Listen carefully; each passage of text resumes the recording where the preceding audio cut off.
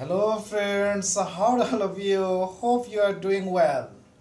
I am fine. আজকে আসছি clause নিয়ে আলোচনা করব।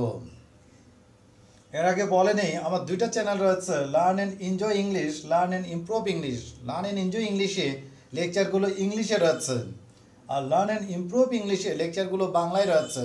সেম কন্টেন্টগুলোই দুইটা চ্যানেলের মধ্যে রয়েছে। আচ্ছা, আমরা শুরু করি। সেটা হচ্ছে যে ক্লজ কাকে বলে। ক্লজের বাংলা হচ্ছে বাক্যাংশ, মানে বাক্যের একটা অংশ। যদি বলা হয় যে clause, what is clause? Clause is a group of words that is a part of long sentence that has subject and predicate. যদি আমি দেখাই একটু, তাহলে হচ্ছে clause is a group of words. Clause is a group of words that is a part of long sentence. এটা একটা বড় একটা কমপ্লেক্স সেন্টেন্স, এটার একটা অংশ। ক্লজ হচ্ছে কতগুলো শব্দের সমষ্টি, যা একটি বড় সেন্টেন্সের অংশ, যার আবার সাবজেক্ট এবং প্রেডিকেট রয়েছে। সাবজেক্ট, প্রেডিকেট, যাকে উদ্দেশ্য করে কোনো কিছু বলা হয় তাকে সাবজেক্ট বলে। সাবজেক্ট সম্পর্কে যা কিছু বলা হয় তাকে প্রেডিকেট বলেন। ক্লজ হচ্ছে কতগুলো শব্দের সমষ্টি, যা একটি বড় সেন্টেন্সের অংশ, যার সাবজেক্ট প্রেডিকেট রয়েছে। বা এইদিকেও ক্লজ হচ্ছে কতগুলো শব্দের সমষ্টি, যা একটি বড় সেন্টেন্সের অংশ, যার সাবজেক্ট এবং প্রেডিকেট রয়েছে। তার মানে এটা একটা ক্লজ, এটা একটা ক্লজ। এভাবেই ক্লজ হচ্ছে কতগুলো শব্দের সমষ্টি, যা একটি বড় সেন্টেন্সের অংশ, যার সাবজেক্ট প্রেডিকেট রয়েছে। সাবজেক্ট, প্রেডিকেট, সাবজেক্ট, প্রেডিকেট, কতগুলো শব্দের সমষ্টি। Clause is a group of words that is a part of long sentence that is subject and predicate. Clause three kinds: principal clause বা ইন্ডিপেন্ডেন্ট ক্লজ বা main clause. তারপর হচ্ছে subordinate clause, তারপর হচ্ছে coordinate clause. Clause সম্পর্কে আমাদের ভালো একটা ধারণা থাকলে পুরো সেন্টেন্সটাই আমাদের কন্ট্রোলে থাকবে। তো প্রিন্সিপাল ক্লজ বা ইন্ডিপেন্ডেন্ট ক্লজ, মেইন ক্লজ কাকে বলে? যে ক্লজ স্বাধীনভাবে অর্থ প্রকাশ করতে পারে তাকে প্রিন্সিপাল ক্লজ বা ইন্ডিপেন্ডেন্ট ক্লজ বা মেইন ক্লজ বলা হয়। সাবঅর্ডিনেট ক্লজ কাকে বলে? যে ক্লজ নিজে স্বাধীনভাবে অর্থ প্রকাশ করতে পারে না, অর্থ প্রকাশের জন্য প্রিন্সিপালের উপর নির্ভর করে বা প্রিন্সিপাল ক্লজের উপর নির্ভর করে, তাকে সাবঅর্ডিনেট ক্লজ বলা হয়। সাবঅর্ডিনেট মানে পরাধীন। আবার বলি, যে ক্লজ নিজে স্বাধীনভাবে অর্থ প্রকাশ করতে পারে না, অর্থ প্রকাশের জন্য প্রিন্সিপাল ক্লজের উপর নির্ভর করে, তাকে সাবঅর্ডিনেট ক্লজ বলা হয়। কোঅর্ডিনেট ক্লজ, কোঅর্ডিনেট মানে হচ্ছে সমন্বয়কারী। দুই বা ততোধিক principal clause, coordinating conjunction and but or yet otherwise not only but also দ্বারা যুক্ত হয়ে কম্পাউন্ড সেন্টেন্স তৈরি করে। এবং কম্পাউন্ড সেন্টেন্সের মধ্যে and but or yet otherwise দ্বারা যুক্ত যে অংশটুকু, সেটা কোঅর্ডিনেট ক্লজ। আবার বলি, দুই বা ততোধিক প্রিন্সিপাল ক্লজ, কোঅর্ডিনেটিং কনজাংশন বা হচ্ছে and but or yet otherwise দ্বারা যুক্ত হয়ে কম্পাউন্ড সেন্টেন্স তৈরি করে। এবং কম্পাউন্ড সেন্টেন্সের মধ্যে and but or yet otherwise দ্বারা যুক্ত অংশটুকু কোঅর্ডিনেট ক্লজ। এবং এই শব্দগুলো সেন্টেন্সের ভিতরে অবশ্যই ভার্বের সাথে সম্পর্ক থাকতে হবে। যেমন he went there and bought something, compound sentence. কিন্তু যদি বলা যায় he bought a book and a pen, এটা কম্পাউন্ড সেন্টেন্স না, কারণ এইসব শব্দগুলো দিয়ে ভার্বের সাথে সম্পর্ক হতে হবে। যেমন হি is poor but honest. But honest বললে অনেকে বলে বাটের পরে তো ভার্ব বসানো হয়নি, কিন্তু ওখানে ভার্ব রয়েছে আসলে, বাট হি ইজ অনেস্ট, এই কথাটাই। আচ্ছা, আবার বলি, যে ক্লজ স্বাধীনভাবে অর্থ প্রকাশ করতে পারে তাকে প্রিন্সিপাল ক্লজ বলা হয়। তার মানে আমার এই সেন্টেন্সের মধ্যে প্রিন্সিপাল ক্লজ ছিল এটা, আর সাবঅর্ডিনেট ক্লজ ছিল এটা। তো এভাবে তো আর বোঝা যাবে না, আমি আর একটু বোঝানোর চেষ্টা করি। সাবঅর্ডিনেট ক্লজ, যে ক্লজ স্বাধীনভাবে অর্থ প্রকাশ করতে পারে না, অর্থ প্রকাশের জন্য প্রিন্সিপালের উপর নির্ভর করে, তাকে সাবঅর্ডিনেট ক্লজ বলে। সাবঅর্ডিনেট ক্লজ কোথায় পাবো? Complex sentence. আমি প্রিভিয়াস ক্লাসগুলোর মধ্যে বলে আসছি এই কথাটা বারবার। সাবঅর্ডিনেট ক্লজ কোথায় পাবো? সাবঅর্ডিনেট ক্লজ পাবো কমপ্লেক্স সেন্টেন্স। কমপ্লেক্স সেন্টেন্সে সবসময় প্রিন্সিপাল ক্লজ, সাবঅর্ডিনেট ক্লজ থাকে। কমপ্লেক্স সেন্টেন্সে প্রিন্সিপাল ক্লজ থাকে, সাবঅর্ডিনেট ক্লজ থাকে। কম্পাউন্ড সেন্টেন্সে প্রিন্সিপাল ক্লজ থাকে, কোঅর্ডিনেট ক্লজ থাকে। কম্পাউন্ড সেন্টেন্সে প্রিন্সিপাল, কোঅর্ডিনেট। কমপ্লেক্স সেন্টেন্সে প্রিন্সিপাল, সাবঅর্ডিনেট ক্লজ থাকে। আচ্ছা, তো এগুলো কি? এগুলো হচ্ছে মূলত সাবঅর্ডিনেটিং কনজাংশন। আমরা যখন এই সাবঅর্ডিনেটিং কনজাংশনগুলো দেখব, রিলেটিভ প্রনাউনের এইসব ওয়ার্ডগুলো দেখব, রিলেটিভ অ্যাডভার্বের এইসব ওয়ার্ডগুলো যখনই দেখব, তখনই বলবো সেই সেন্টেন্সটা হচ্ছে মূলত একটা কমপ্লেক্স সেন্টেন্স। এবং ওই কমপ্লেক্স সেন্টেন্সের ভিতরে এইসব শব্দগুলো দ্বারা যুক্ত যে অংশটুকু সেটাকে বলবো সাবঅর্ডিনেট ক্লজ। কমপ্লেক্স সেন্টেন্সে প্রিন্সিপাল ক্লজ এবং সাবঅর্ডিনেট ক্লজ থাকে। এই যে এইখানে যে শব্দগুলো লিখেছি এগুলো সবই হচ্ছে মূলত সাবঅর্ডিনেটিং কনজাংশন। তারপর হচ্ছে এখানে যে শব্দগুলো লিখেছি রিলেটিভ প্রনাউন, এগুলো যে শব্দগুলো লিখেছি রিলেটিভ অ্যাডভার্ব। তার মানে সাবঅর্ডিনেটিং কনজাংশনের ওয়ার্ডগুলো, রিলেটিভ প্রনাউনের ওয়ার্ডগুলো, রিলেটিভ অ্যাডভার্বের ওয়ার্ডগুলো যে সেন্টেন্সের মধ্যে দেখব সেই সেন্টেন্সকে আমরা কমপ্লেক্স সেন্টেন্স বলবো। তো কমপ্লেক্স সেন্টেন্সের প্রিন্সিপাল ক্লজ থাকে, সাবঅর্ডিনেট ক্লজ থাকে, এবং ওই কমপ্লেক্স সেন্টেন্সের মধ্যে এইসব শব্দগুলো দ্বারা যুক্ত যে অংশটুকু দেখব ওটা হচ্ছে সাবঅর্ডিনেট ক্লজ। সাবঅর্ডিনেট ক্লজকে আবার তিন ভাগে ভাগ করা হয়: subordinate noun clause, subordinate adjective clause, subordinate adverbial clause. Subordinate adverbial ক্লজকে আবার 10 ভাগে ভাগ করা হয়েছে। তো এত ভাগ এগুলো চিন্তা করতে গেলে এই জীবন আর ইংলিশ শেখা হবে বলে মনে হয় না। তো দরকার নাই আমাদের, আমি অ্যাটলিস্ট সেন্টেন্সটা চেনার চেষ্টা করব, অ্যাপ্লিকেশনটা দেখার চেষ্টা করব। আমি আবার বলি, কমপ্লেক্স সেন্টেন্সে প্রিন্সিপাল ক্লজ, সাবঅর্ডিনেট ক্লজ থাকে, এবং এগুলো subordinating conjunction, relative pronoun, relative adverb, subordinating conjunction, relative pronoun, relative adverb যেই সেন্টেন্সের মধ্যে দেখবো বলবো ওইটা একটা কমপ্লেক্স সেন্টেন্স। এবং কমপ্লেক্স সেন্টেন্স যেহেতু প্রিন্সিপাল ক্লজ, সাবঅর্ডিনেট ক্লজ থাকে, ওখানে এই শব্দগুলো দ্বারা যুক্ত যে অংশটুকু সেটাকে বলবো সাবঅর্ডিনেট ক্লজ। ওটার পরবর্তীতে যেটা থাকবে সেটা হচ্ছে প্রিন্সিপাল ক্লজ। যেমন আমি যদি এই সেন্টেন্সটার মধ্যে আসি, আমি এখানে দেখতে পাচ্ছি ইফ, ইফ দেখতে পাচ্ছি, তার মানে ইফ দ্বারা যুক্ত, এটা ইফ দ্বারা যুক্ত একটা সেন্টেন্স। এই সেন্টেন্সটা হচ্ছে কমপ্লেক্স সেন্টেন্স, এবং ইফ দ্বারা যুক্ত অংশটুকু হচ্ছে সাবঅর্ডিনেট ক্লজ, আর এটা হচ্ছে প্রিন্সিপাল ক্লজ। যেমন আমি যদি বলি when he comes I go out, when he comes হচ্ছে আমার কোথায়, এখানে when he comes হচ্ছে subordinate clause, I go out হচ্ছে প্রিন্সিপাল ক্লজ। যেমন I went there because I needed money, because দিয়ে যুক্ত হয়েছে complex sentence. I went there হচ্ছে principal clause, because I needed money হচ্ছে সাবঅর্ডিনেট ক্লজ। এইভাবেই কথাগুলো। যদি বলা হয় যে এখানে দো শব্দটাকে নিই, though, though he is poor he is honest, though he is poor হচ্ছে যে subordinate clause, he is honest হচ্ছে প্রিন্সিপাল ক্লজ। আরও যদি বলি যে what he writes is known to me, what he writes হচ্ছে subordinate clause, is known to me হচ্ছে principal clause. যদি বলা হয় যে হ্যাঁ প্রিন্সিপাল ক্লজের ওখানে শব্দ, আচ্ছা আমি একটু লিখি। যেমন যদি বলি যে what he rights, what he writes is known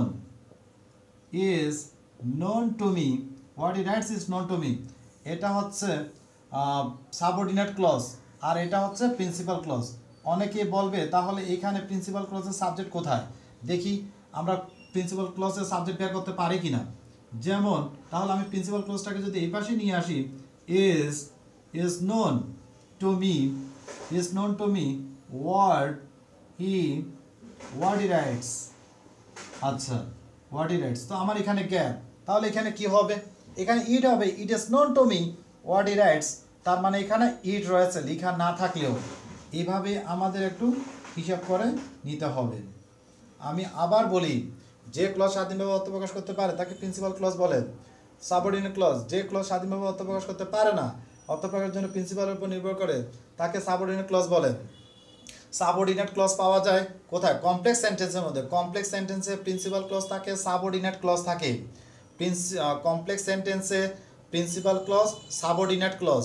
compound সেন্টেন্সে প্রিন্সিপাল ক্লজ, কোঅর্ডিনেট ক্লজ থাকে।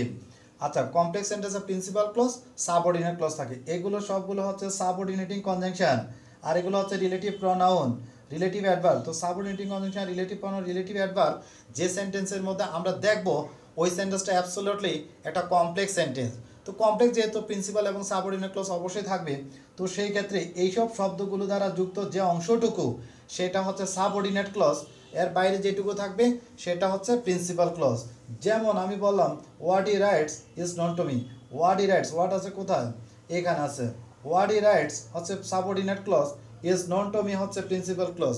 অনেকে বলবে যে এখানে সাবজেক্ট কোথায়, এটা তো সাবজেক্ট নেই, সাবজেক্ট এখানে লেখার দরকার নেই। কিন্তু আমরা যদি প্রিন্সিপাল ক্লজটাকে এই পাশে নিয়ে আসি তখন বোঝা যায় যে এটা ইট আসলে এখানে শব্দটা। যেমন when he comes is known to me, তার মানে it is known to me when he comes, এইভাবেই। এরপরে যাচ্ছি coordinate clause, and but or yet otherwise দ্বারা যুক্ত সেন্টেন্সগুলো বা এই শব্দগুলো দ্বারা যখন ভার্বের সাথে সংযুক্ত হচ্ছে তখন এটা হচ্ছে কম্পাউন্ড সেন্টেন্স। কম্পাউন্ড সেন্টেন্সে প্রিন্সিপাল ক্লজ, কোঅর্ডিনেট ক্লজ লাগবে। তো কোঅর্ডিনেট ক্লজ কাকে বলেন? দুই বা ততোধিক principal clause and but or yet otherwise বা কোঅর্ডিনেটিং কন্ডিশন দ্বারা যুক্ত কম্পাউন্ড সেন্টেন্স তৈরি করে, এবং কম্পাউন্ড সেন্টেন্সের মধ্যে and but or yet otherwise দ্বারা যুক্ত যে অংশটুকু সেটাই মূলত হচ্ছে কোঅর্ডিনেট ক্লজ। কোঅর্ডিনেট মানে হচ্ছে সমন্বয় করা, দুইটা প্রিন্সিপাল ক্লজকে সে সমন্বয় করে দিচ্ছে ওখানে। আচ্ছা, তো আমরা যদি এখানকার শব্দগুলি প্রথমে যদি একটা এক্সাম্পল বলি, I went there and bought something, and দিয়ে বার যুক্ত হচ্ছে। তারপর হচ্ছে he is poor but honest, but honest বললেও বাট হি ইজ অনেস্ট ওই কথাটাই। তারপর হচ্ছে রেড অর গো অ্যাওয়ে, হ্যাঁ এভাবেই। তারপর হচ্ছে যে yet he is poor yet he is honest. তারপর হচ্ছে অর এবং আদারওয়াইজ একই কথাই, read otherwise you should go away. তারপর হচ্ছে he is not only honest but also kind. Compound সেন্টেন্সগুলো এভাবে হবে। তো he came and bought something, and bought something হচ্ছে কোঅর্ডিনেট ক্লজ, হি কেম হচ্ছে প্রিন্সিপাল ক্লজ। আবার বলি, I went there and bought something, I went there হচ্ছে principal clause, and bought something হচ্ছে কোঅর্ডিনেট ক্লজ। ঠিক একইভাবে এখানে যদি আমি বলি when he comes I go out, when he comes হচ্ছে সাবঅর্ডিনেট ক্লজ এবং আই গো আউট হচ্ছে প্রিন্সিপাল ক্লজ। যদি বলো where he goes is known to me, where he goes হচ্ছে subordinate clause, is known to me হচ্ছে principal clause. How they write is known to me, how they write হচ্ছে subordinate clause, is known to me হচ্ছে principal clause. I know why he comes, why he comes, why he comes, I know হচ্ছে principal clause, why he comes হচ্ছে subordinate clause. আবার হচ্ছে এখানে I know who comes here, I know principal clause, who comes here subordinate clause. I know what you write, I know principal clause, what you write subordinate clause. I bought a book which was costly, I bought a book principal clause, which was costly subordinate clause. তারপর হচ্ছে that, দ্যাটের এখানে রয়েছে আবার এখানে রয়েছে, কথাগুলো একটু দেখতে হবে। Relative pronoun that, I know the women, অনেক মানুষের ক্ষেত্রে দ্যাট দিয়ে যুক্ত হয়, I know the women that came yesterday. তারপর হচ্ছে বাট, অনেকে বলবে যে হ্যাঁ এখানে কম্পাউন্ড সেন্টেন্সে বাট হয়েছে, আবার এখানে কি বাট, এটা কমপ্লেক্স সেন্টেন্স। বাট, বাটের অনেক শব্দ রয়েছে, but conjunction, but relative pronoun, but noun এবং বাট আবার বারবো।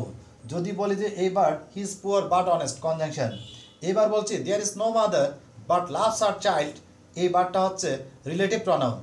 আবার একটা সেন্টেন্স এইরকম যে সেটা but but me no birds, আমি লার্ন অ্যান্ড এনজয় ইংলিশের ক্ষেত্রে এটা একটা কন্টেন্ট দিয়েছিলাম, ওখানে বার্ডের পার্থক্যটা দেখিয়েছে। বাট মি নো বার্ডস, এই কথার অর্থ হচ্ছে আর কোনো কিন্তু করো না। মানে আমি একজনকে বললাম যে চলো একটু বাজারে যাই, সে বললো যে না না আমার কাজ আছে। তো আমি বললাম না না তুমি চলো আমার সাথে, আমি তোমাকে পরে হেল্প করবো। এই যে জোর করা, সেটাই হচ্ছে মূলত বাট মি নো বার্ডস, যে আর কোনো কিন্তু করো না। এই বার্ডটা হচ্ছে ভার্ব, আবার এই বার্ডসটা হচ্ছে নাউন। তার মানে এইখানেই আমি দুইটা পার্সোনালিটিস পেয়ে গিয়েছি। আর he is poor but honest এটা হচ্ছে কনজাংশন, আর হচ্ছে যে there is no mother but loves her child ওই বাট হচ্ছে রিলেটিভ প্রনাউন। আশা করি কিছুটা হলে ধারণা পাওয়া গিয়েছে। আচ্ছা, তারপরে তো এইসব শব্দগুলো আমরা কথায় কথায় এখানে এতগুলো যদি এক্সাম্পল দিতে যাই তাহলে অনেক সময় লাগবে, এই জন্য আমি বলে দিচ্ছি, আপনারা লিখে নেবেন তাহলে খুব সহজ হয়। সিন্স এস যেহেতু, সিন্স এস যেহেতু, since he is poor he can not buy it, as he is poor he can not buy it. তারপর হচ্ছে I went there because I needed money. If দিয়ে কন্ডিশনালস, আমি right form ভার্বের মধ্যে কন্ডিশনালসে দেখিয়েছি, এছাড়া conjunction and it's ক্লাসিফিকেশনের মধ্যেও ইফের দিয়ে কাজ করেছে। ইফ যে কথা, in case, unless, providing that, provided, এগুলো একই কথা, এটা কন্ডিশনালস মূলত। যেমন আমি এখানে একটা সেন্টেন্স লিখেছিলাম if you come I shall go, এটা একটা কমপ্লেক্স সেন্টেন্স এবং এটা সাবঅর্ডিনেট ক্লজ, এবং এটা ফার্স্ট কন্ডিশন ছিল। ফার্স্ট কন্ডিশন হচ্ছে ই plus present indefinite plus future indefinite. Second condition হবে if plus past indefinite plus subject plus could might would ভার্বের প্রেজেন্ট ফর্ম, যেমন if you came I would go. Third কন্ডিশনে যখন যাব if plus past perfect plus subject plus could might would plus have plus past participle. তার মানে আমি যদি sentence বলি if I had gone there I would have helped you. আপনারা লিখে নেবেন, লিখে বোঝার চেষ্টা করবেন স্ট্রাকচারগুলো কীরকম হচ্ছে। আমি এটা রাইট ফর্ম ভার্বের মধ্যে ইফের ব্যবহার দেখিয়েছি, plus conjunction and it's classification ওখানেও দেখিয়েছি, যার কারণে আমি আর এখানে দেখালাম না। ইফ মানে যদি, ইনকেস মানে যদি, আনলেস মানে যদি না, সবগুলোই কন্ডিশন। প্রোভাইডেড মানে যদি, প্রোভাইডেড ডেট মানে যদি, প্রোভাইডিং ডেট মানে যদি, প্রোভাইডেড ডেট মানে যদি। যদি আমি একটা সেন্টেন্স বলি, I will go provided that the weather is fine. Provided that the weather is fine হচ্ছে ই প্লাস প্রেজেন্ট ইনডিফিনিট, তো ফিউচার ইনডিফিনিটটা ওই পাশে চলে আসছে। এই যে if you come I shall go, বা হচ্ছে I shall go if you come, একই কথা। কমপ্লেক্স সেন্টেন্স, এটা সাবঅর্ডিনেট ক্লজ, এটা প্রিন্সিপাল ক্লজ। তারপর যদি বলি যে দো হি ইজ পোর, ডিসিমিলারিটি বোঝাতে ব্যবহৃত হয়। দো he is poor he is honest, দো আর অলদের মধ্যে কোনো পার্থক্য নেই। বিফোর আফটার, বিফোর আফটার অনেক জায়গায় রয়েছে। বিফোর আফটার হচ্ছে যে প্রেপোজিশন আছে, হি কেম বিফোর মি, এই বিফোরটা হচ্ছে ওখানে preposition. He came after me ওখানে প্রেপোজিশন।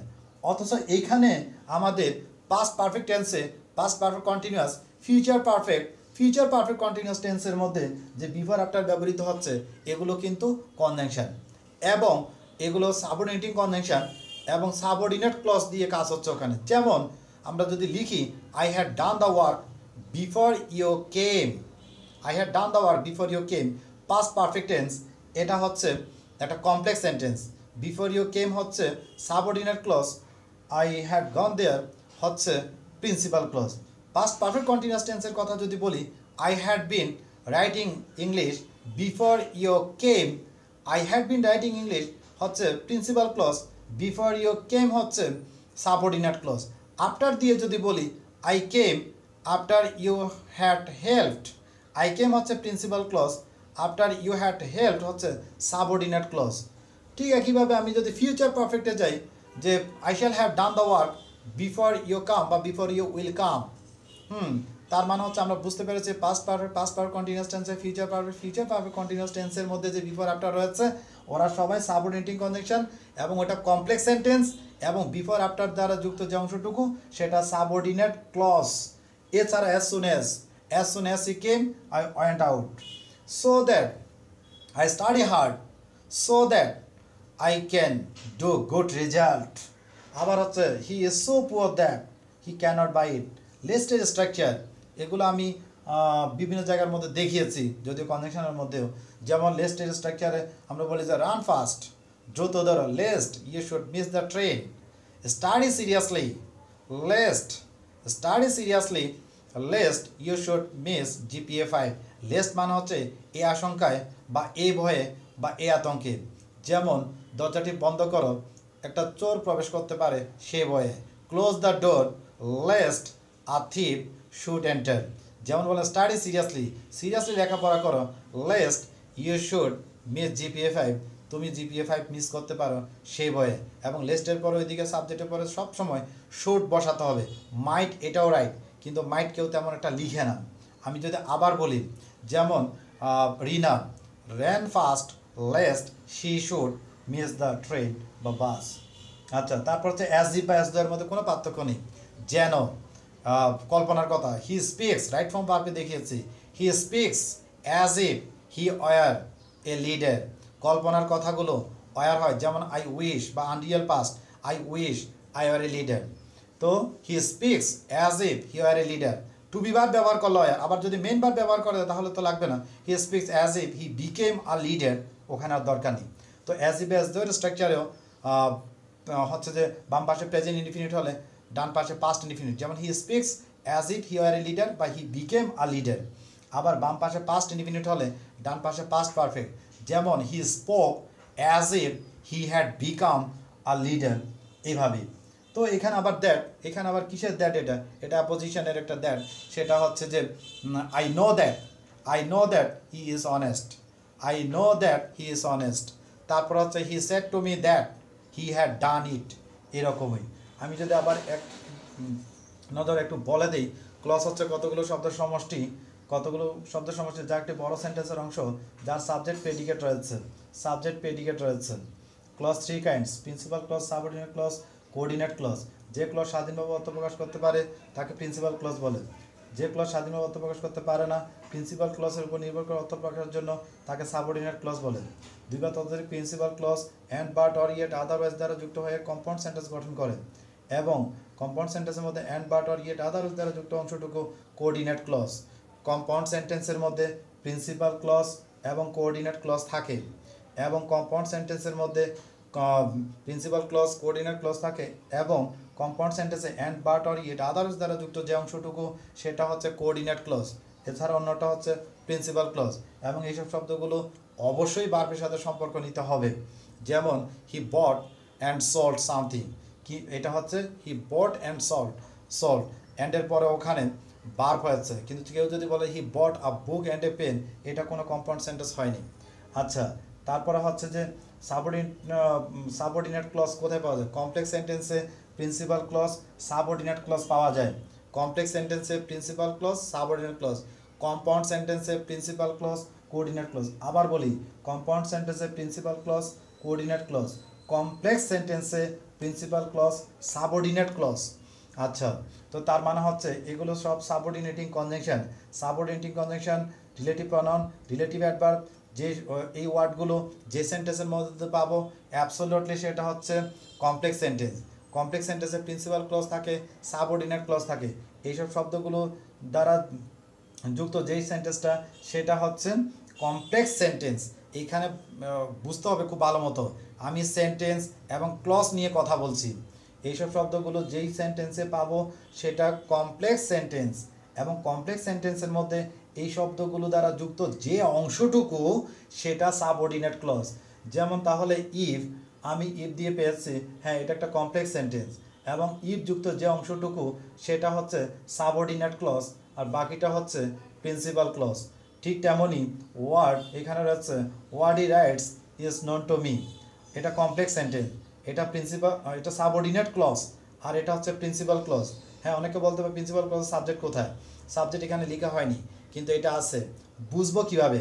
তো প্রিন্সিপাল ক্লজটাকে যদি আমি এ পাশে নিয়ে আসি, is known to me word he writes, তখন বোঝা যায় যে এটা আসলে ইট আছে, এভাবে ধরে নিয়ে কাজ করতে হবে।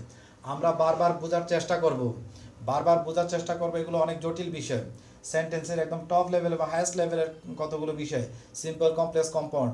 আমরা যদি ক্লজটা সম্পর্কে ভালো একটা ধারণা করতে পারি, সেন্টেন্স লিখতে না পারলেও অ্যাটলিস্ট আমরা এটা কোন সেন্টেন্স এটা খুব সহজে ধরতে পারবো। And but or it otherwise দ্বারা যুক্ত সেন্টেন্সগুলো, এইসব শব্দগুলো যখন ভার্বের সাথে সম্পর্ক নেই তখন এটা হচ্ছে কি কম্পাউন্ড সেন্টেন্স।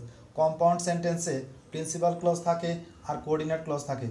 এইসব শব্দগুলো দ্বারা যুক্ত যেই সেন্টেন্সটা সেটা হচ্ছে কমপ্লেক্স সেন্টেন্স এবং কমপ্লেক্স সেন্টেন্সে কী থাকে? প্রিন্সিপাল ক্লজ থাকে, সাবঅর্ডিনেট ক্লজ থাকে। তো এইসব শব্দগুলো দেখা মাত্রই বুঝলাম এটা কমপ্লেক্স সেন্টেন্স এবং কমপ্লেক্স সেন্টেন্সের ভিতরে এইসব শব্দগুলো দ্বারা যুক্ত যে অংশটুকু, যেমন আমি দেখলাম যে এখানে এটা একটা কমপ্লেক্স সেন্টেন্স এবং ওই শব্দ দ্বারা ইফ দ্বারা যুক্ত যে অংশটুকু এটা সাবঅর্ডিনেট ক্লজ, এটা প্রিন্সিপাল ক্লজ। সাবঅর্ডিনেট ক্লজ সবসময় এদিকে থাকতে হবে এমন কোনো কথা নেই, প্রিন্সিপাল ক্লজও এদিকে থাকতে হবে এমন কোনো কথা নেই। তো আমরা এভাবেই মোটামুটি বোঝার চেষ্টা করব। বারবার যদি দেখি তাহলে তেমন একটা কঠিন হবে বলে মনে হয় না। আমি মনে করছি প্রত্যেকে বারবার দেখে মোটামুটি বিষয়টা বোঝার চেষ্টা করবেন, তাহলে তেমন একটা প্রবলেম হবে না। এছাড়াও দুইটা চ্যানেলকেই সবাই সাবস্ক্রাইব করে রাখবেন, কারণ আমি প্রায় সময় ইউটিউব লাইভে আসবো। কারো কোনো প্রবলেম থাকলে তখন সলিউশন দেওয়ার চেষ্টা করব। আজকের জন্য এতটুকুই। Bye bye.